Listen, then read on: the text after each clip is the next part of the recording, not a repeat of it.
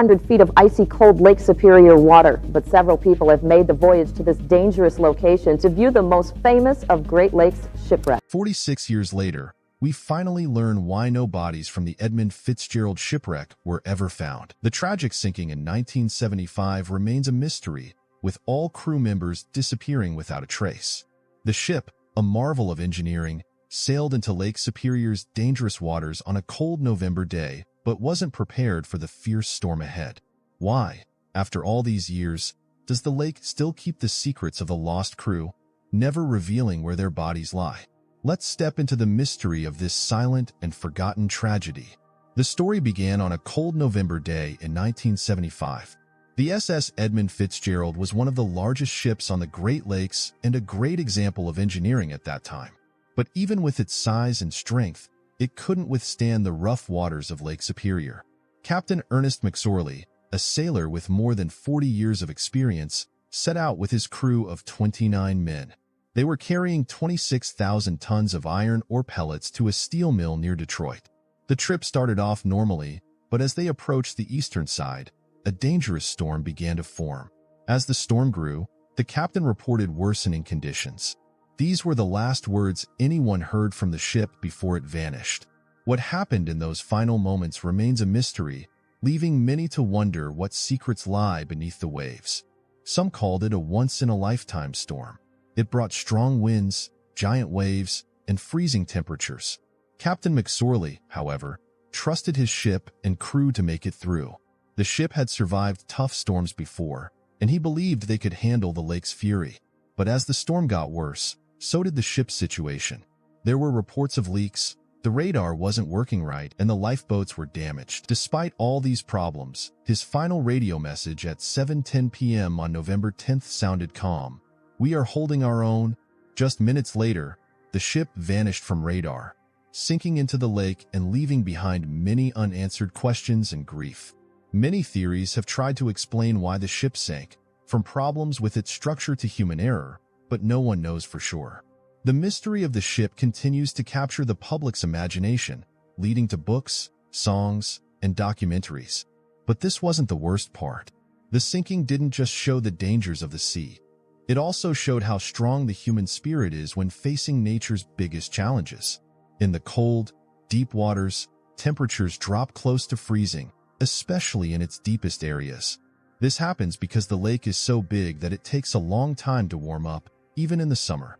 Far below, where sunlight can't reach, the water stays cold all year round.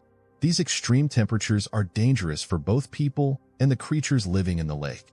People exposed to the cold water can quickly suffer from hypothermia, making it almost impossible to survive if they stay in the water for too long.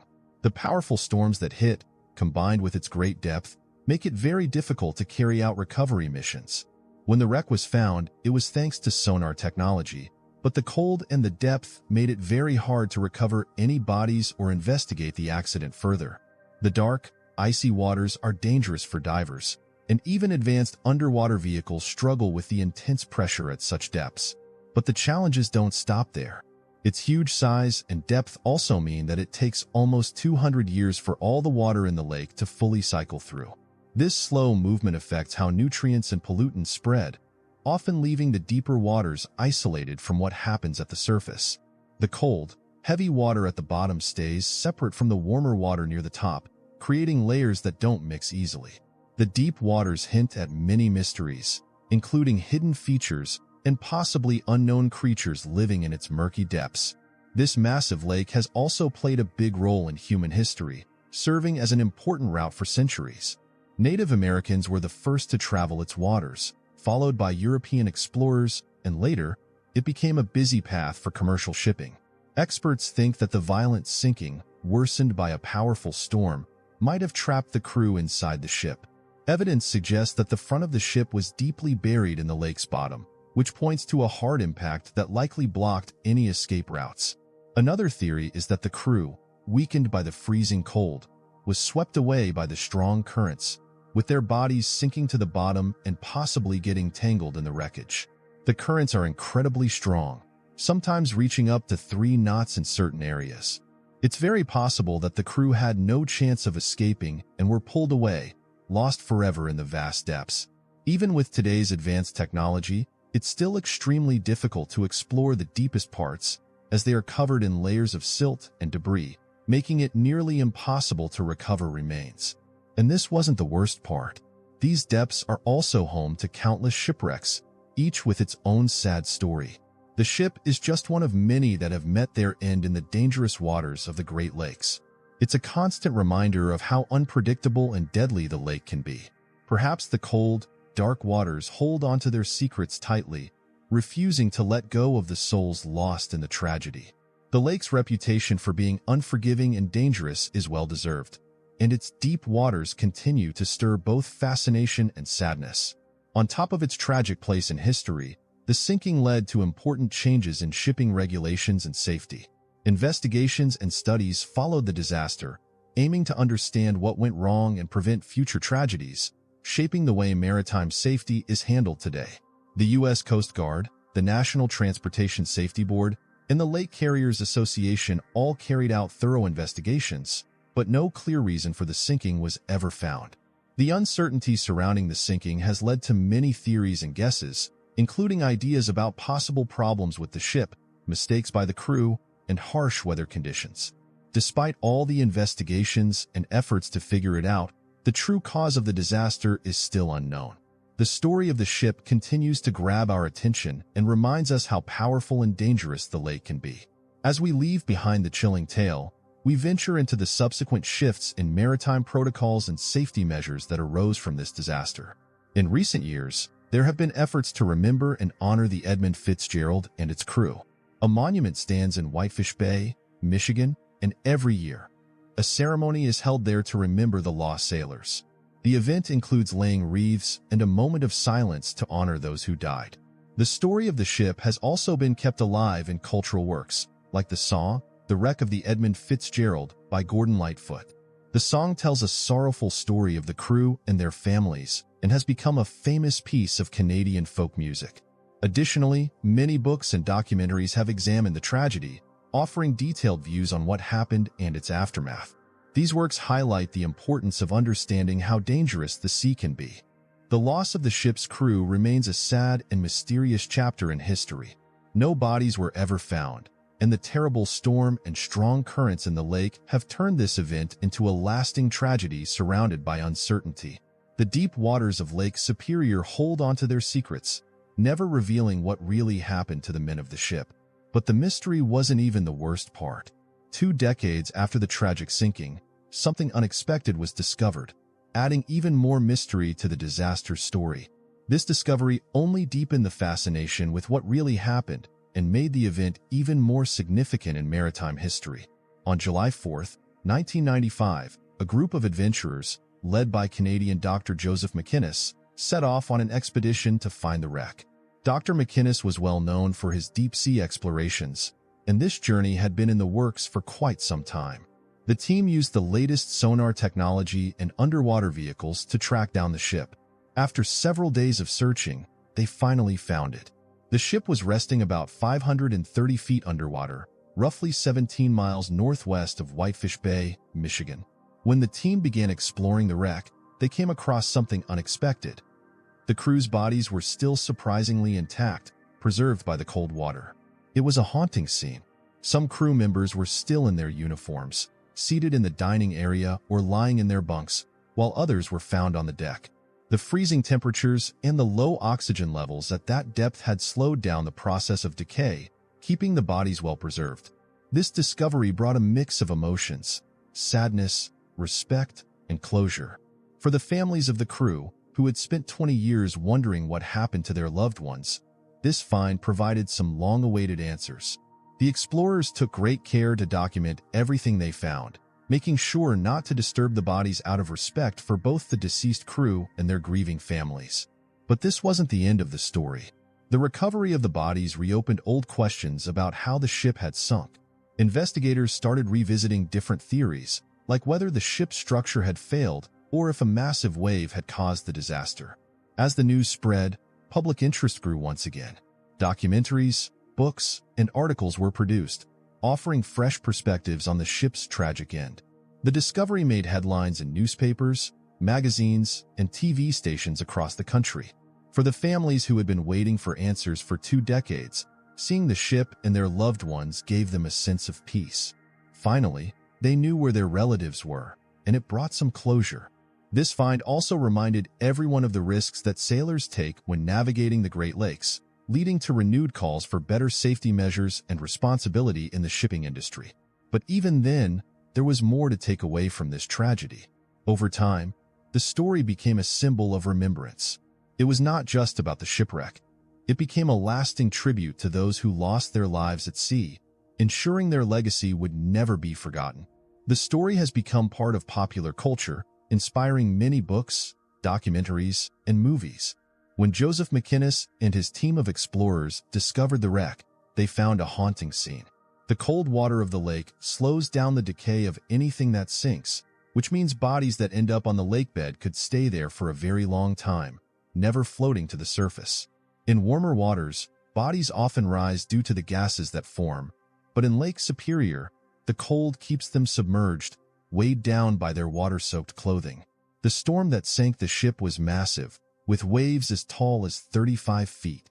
If any remains had floated up, they were likely pulled back down by the lake, disappearing forever into its depths. This makes you wonder, how many ships and lives has it claimed, leaving no evidence behind? Lake Superior has rightly earned its dangerous reputation. Beneath its surface, countless shipwrecks rest, each with its own tragic story. The lake's waters stay cold year-round, rarely going above 40 degrees Fahrenheit, even in the summer, making it especially tough for anyone who falls in. But here's something even more unsettling. The pressure deep in the lake stops air from forming in bodies, so even those that manage to rise are quickly pulled back down by the weight of the water. The storm that sank the ship is a perfect example of just how unpredictable it can be, showing that even well-prepared crews can fall victim to its power. With every year that passes, the story continues to grow, becoming a part of the shared memory of those who hear about it. Its tale serves as a reminder of the lake's strength and the lives lost in its waters. The crew were experienced sailors, each with their own story and reasons for being on the ship. They had dedicated their lives to the hard work of sailing on it, which sadly cost them everything. It is known for being dangerous, often claiming ships and their crews without warning. The sinking is a clear example of how powerful and unpredictable it can be. As we learn more about this tragedy, we're reminded of the great risks sailors take and the importance of respecting the dangers of life at sea. As the waves of history ripple forward, the saga of the Edmund Fitzgerald serves as a bridge to our next chapter, exploring the broader impacts of maritime disasters. After the disaster, many investigations were started to figure out what caused the ship to sink. Groups like the U.S. Coast Guard, the National Transportation Safety Board, and the Lake Carriers Association looked into it. But even after all their efforts, no one could come up with a solid reason for the sinking. This has led to many theories, from problems with the ship's structure and human mistakes to the extreme weather on that day. The sinking of Edmund Fitzgerald didn't just leave a mark on music and literature. It also led to big changes in maritime safety rules. These new regulations were designed to help prevent future tragedies.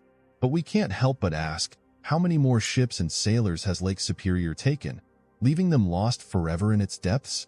On November 10, 1975, it sank, and all 29 crew members lost their lives. Their families were deeply affected, especially since their loved ones' bodies were never found. This made the loss even harder to deal with, leaving the families in a state of ongoing pain and confusion. Funerals were held, but without the bodies, the mourning process didn't feel complete. The rituals that are supposed to bring comfort were missing something important. But that wasn't the worst part. The families were left with a sense of emptiness and continued heartache. The ship wasn't just lost. It was a symbol of the lives that were taken, with no clear answers about what happened. Although new safety measures were put in place after the sinking, it didn't make things easier for the families who still had so many unanswered questions. As they searched for closure, the families had to accept the reality of moving forward without the traditional goodbye that comes with a burial. Many families held memorials and built monuments in honor of the crew members. Each year, ceremonies are held to remember their loss. However, these efforts didn't ease the pain of not knowing what really happened to their loved ones. Over time, these families continued to search for answers, speaking with experts and pushing for more investigations, but the lack of clear explanations only added to their frustration. But while these changes have made sailing safer and helped prevent similar tragedies, they came too late for the families of the crew. These families still live with unresolved grief and unanswered questions. The story is one of deep loss and sorrow, not just for the families but for the entire maritime community. Shipping practices and safety rules have been transformed, but the cost of these improvements was high, both emotionally and financially. The memory of those lost remains with us, and the tragic event that took their lives is always on people's minds. They often think back to that terrible night, wondering if anything could have prevented the disaster. Though the ship is gone, its story lives on as a strong reminder of the importance of safety and constant awareness.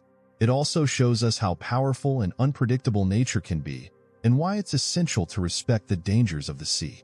This tragedy deeply affected not just the families of the crew, but also the maritime community and the world. The ship will always stand as a symbol of nature's power and the need to respect the ocean's risks. In the 2010s, advances in technology allowed for deeper explorations of the lake where the ship went down. Tools like underwater robots have mapped the lake's bottom and examined the wreck. One surprising find was a dead zone around the wreck, where the water has no oxygen and no life can survive. Some theories suggest the bodies might be stuck within the wreckage, or that the lake's ecosystem has absorbed them. Despite all this research, the full details of what happened that night are still unclear. But this wasn't the hardest part. As the investigations continue, the families of the crew members honor their lost loved ones while still grappling with the fact that no bodies were ever found. For them, the grieving process has been difficult, especially since funerals were held without the physical presence of those they lost. Over the years, many groups, like the U.S. Coast Guard and the National Transportation Safety Board, have looked into what caused the sinking, but no one has been able to give a definite answer. This uncertainty has led to many theories, including the possibility of structural failure, human mistakes, or a fierce storm. The fascination with the tragedy and its lasting impact continues to draw attention. The tragedy also led to big changes in shipping regulations and safety rules designed to prevent similar disasters. The Great Lakes region has been forever shaped by this event, and the sinking is now woven into its history and identity. As we look deeper into this tragedy, we're reminded again and again of how powerful and mysterious Lake Superior is. The story is a reminder of the dangers of the sea and the strength of the human spirit in facing nature's greatest challenges. Was the sinking of the SS Edmund Fitzgerald a result of a natural disaster, human error, or could it be something even more sinister? Don't forget to like, subscribe, and share your thoughts below.